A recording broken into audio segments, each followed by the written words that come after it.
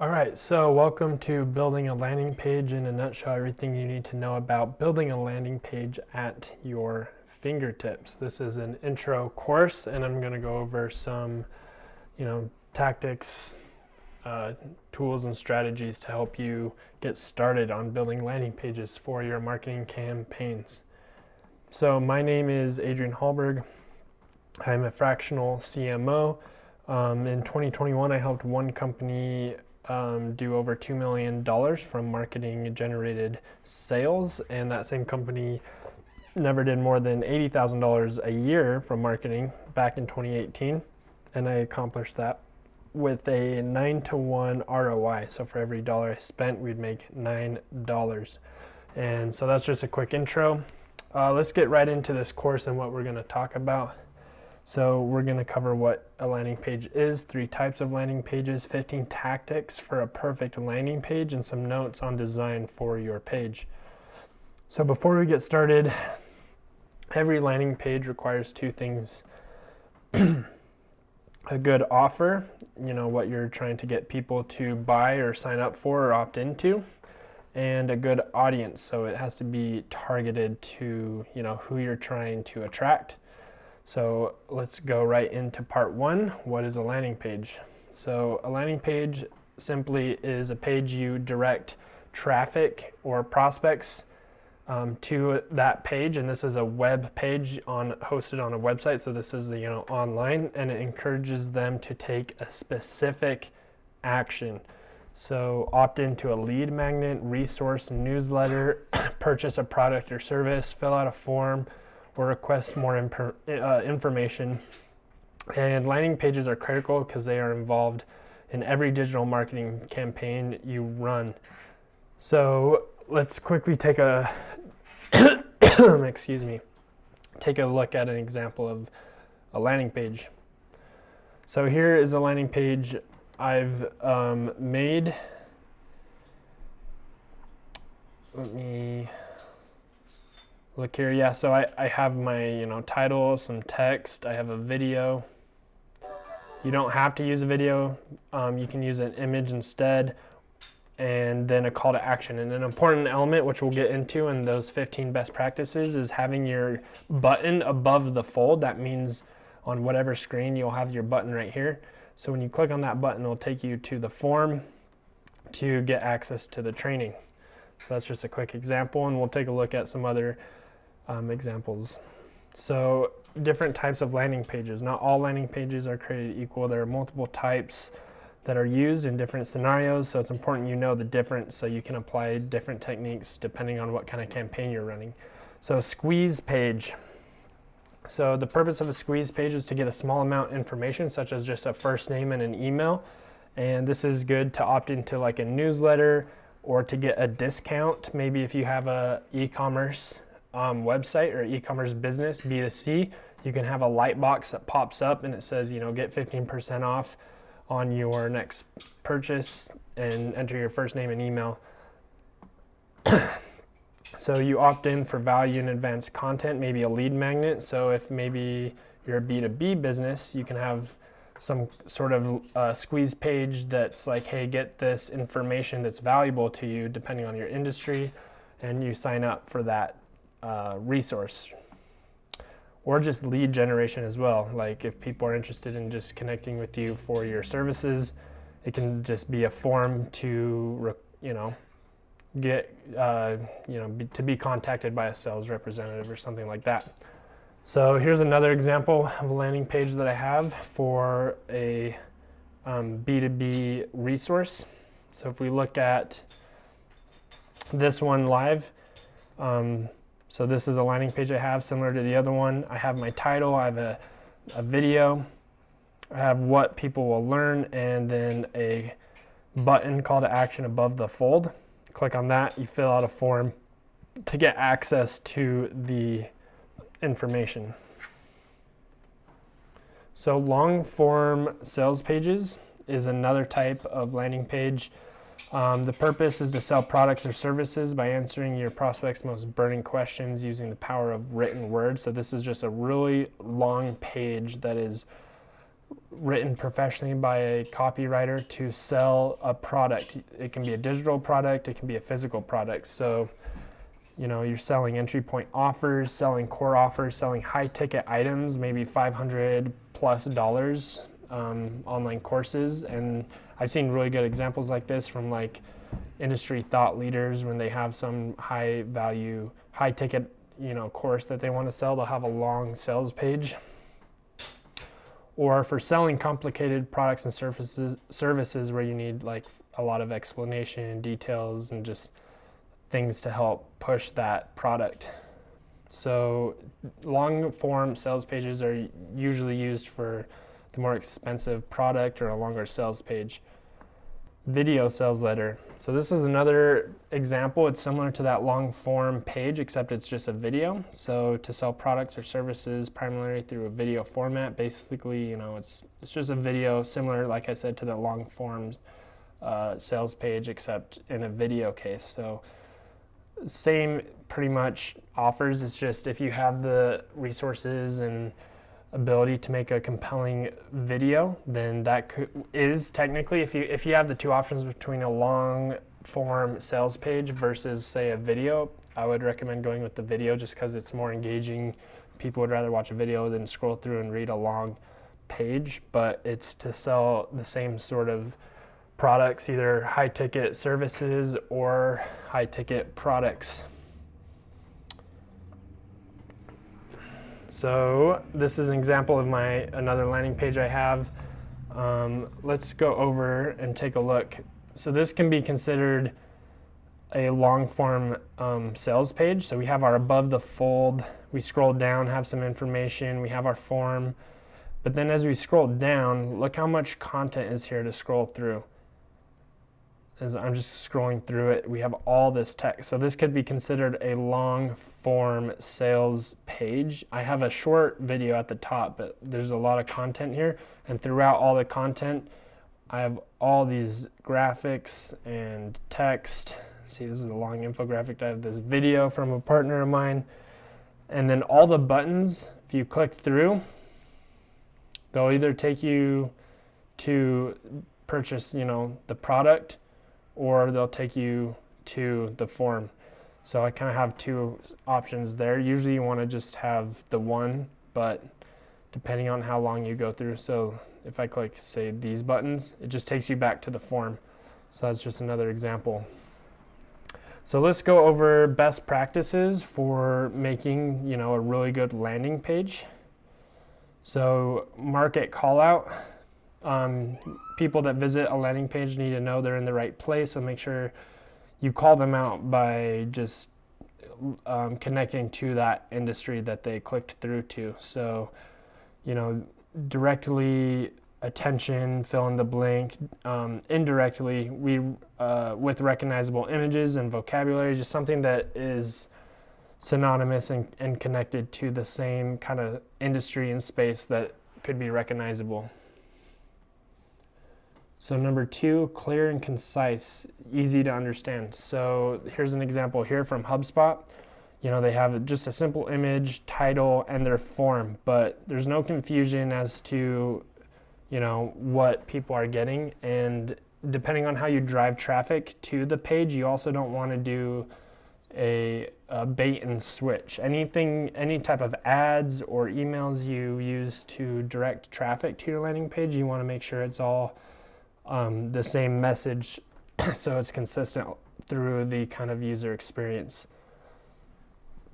So a single message, you know, this is a good rule of thumb. Within 5 seconds, the prospect can understand exactly what they're getting and answer their questions. You know, what's in it for me? Why should I care? What do I do next? So it can be very simple, but as long as it's aligned with these questions, then it will be valuable to your prospect.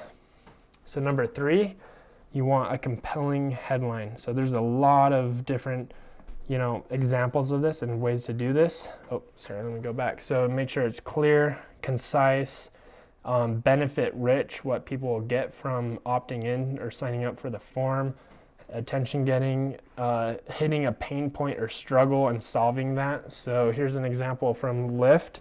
make $35 an hour choosing your own hours. It's compelling, it's concise, clear. Just within the kind of subject matter, it's attention getting. Could be hitting a pain point if you're needing a higher hour rate work and you're looking for that kind of solution. Apply now with a form right here. So number 4, this is a great thing, and you don't have to have this necessarily above the fold, but you can use all of these tactics we're going over in best practices and interchange them throughout the page. So social proof, like above the fold, I don't have any social proof, but as we scroll down to the next kind of section, I have all these quotes here on my landing page from people who have participated in this. So that's kind of an example.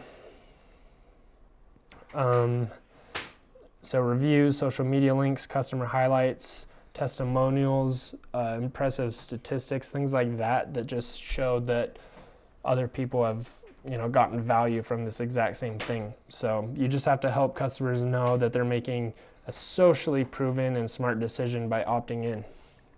So number 5 is brand consistency. We touched on this a little bit. Basically, whatever colors or style guides or messages and voice just need to be consistent throughout your campaign. So if you're using ads or whatever, you want to make sure that's the same on your landing page.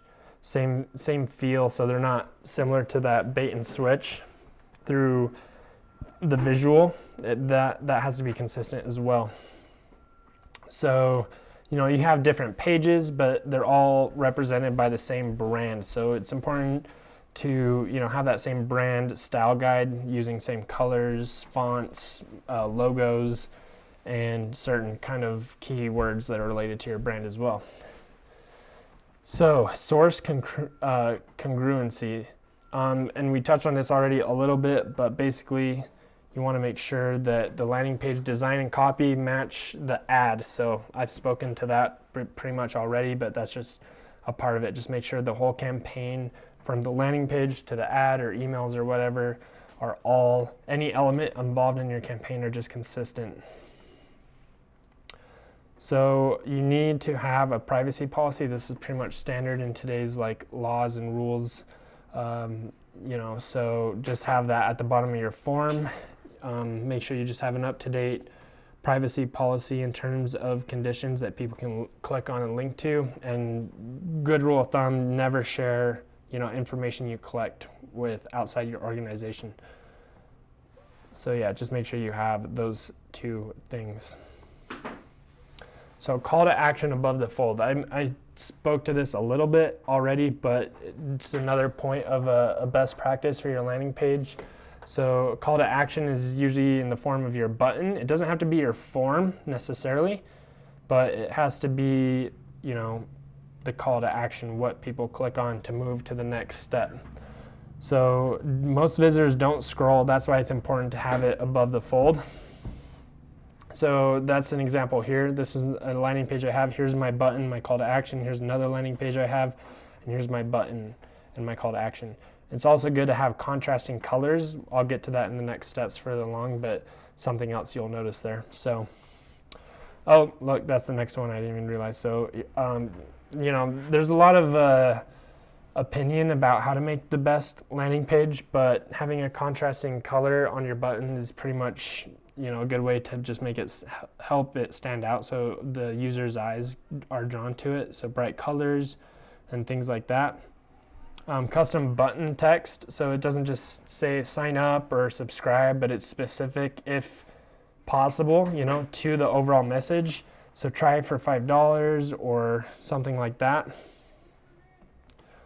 And, instead of just saying submit, you can make it more specific to you and compelling and clear. So if we go back to my landing page here, we can see my button is above the fold. It's orange amongst green and black, so it's contrasting colors, and it's a specific kind of call to action. So it's specific to this case, what I'm offering here. Similar with this one, we have a blue and green with a white, so it's contrasting, it has a little animation, and it's specific and compelling instead of just sign up now. It's, more compelling than that. So the landing page should not be too busy or distracting. You don't want to have a lot of elements. That's actually, this one I think is okay. Even this one could maybe even have too much text above the fold. I could probably get by with getting rid of this or this or something, but I also have a video here. So there's a lot of testing that's involved as well. And so we have to be aware of that, but just make sure this is a good example from Geico. See how it's a lot of space, one button. This is very, very simplistic, and that the more simplistic and precise you can be to your call to action, the better. So having multiple options to navigate to different pages will lower the conversion rate, and that's something that actually separates a landing page from just a regular web page. Is if you notice in all these examples we've looked at, there's no menu up here. There's no navigation. The only action I can take is clicking this button and filling out this form. There's nothing else to do on the page. So that's something that sets landing pages apart.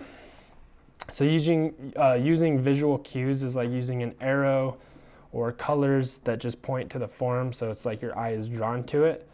You can use images like people pointing to the form. I've seen that before, kind of in stock images, and boxes and just visual cues. So your design is helping to make your landing page above the fold more optimal, and will help just increase your conversion rate overall by using that visual element as well.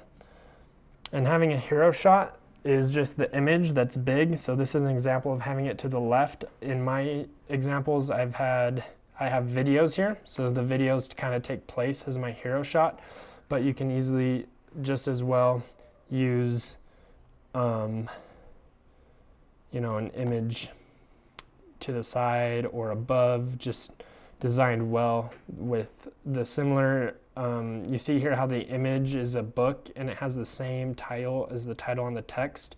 So they're very synonymous and congruent that way. So number 14 is to have relevant form fields. So don't ask for information you don't really need. And a general rule of thumb is the more value you offer in your landing page, the more information you can ask for. But the less fields, the higher your conversion rate in general. So if it's like to subscribe or get a discount, name and email is all you really need. If you add more than 3 or 4 fields, then your conversion rates will start to drop, unless it's for like professional services and people really want to connect with your business for a product information or for specialized services. Then you can ask for more information, but just make sure, general rule of thumb, the more you offer, the more you can ask. And if you have a simple squeeze page, then you don't want to ask for too much. And then, in today's world, more than 60% of the internet users nowadays is on mobile. So we want to make sure that every page we make is optimized for mobile, especially our landing pages involved in our campaigns. That's really important. All right, so let's move right on to part 4 on designing a landing page. So there are 3 options for designing and building out your landing page. You want to outline your page and then outsource the building. Send your web developer the design or piece of paper or an online document. You can build it yourself using tools on WordPress like Page Builders or other services like Lead Pages or ClickFunnels and things like that, which are paid kind of landing page services. Or use a site plugin that's similar to what I just mentioned, or on WordPress. Elementor or Instapage on Bounce. I use Divi Page Builder, I think is a good one, but no matter the option you choose, just make sure it's the best option to fit your budget and skill level. So you just have to ask yourself, what are you willing to do yourself and what you have a budget for, and that'll help you understand how do these 3 things, which one is best for you. So that pretty much wraps up landing pages in a nutshell. We went over best practices, what they are, how they're used in your marketing campaign, and how to help you kind of create a good landing page. But we're not done yet, and I don't want to leave you now, because if I do, I feel like I'll do more harm than good, and I'll explain further in the next video, where I want to share a productivity tip to help you just along with your marketing journey in general. So go ahead and click through to the next video where I'll share that productivity tip to just help you, and we'll go from there.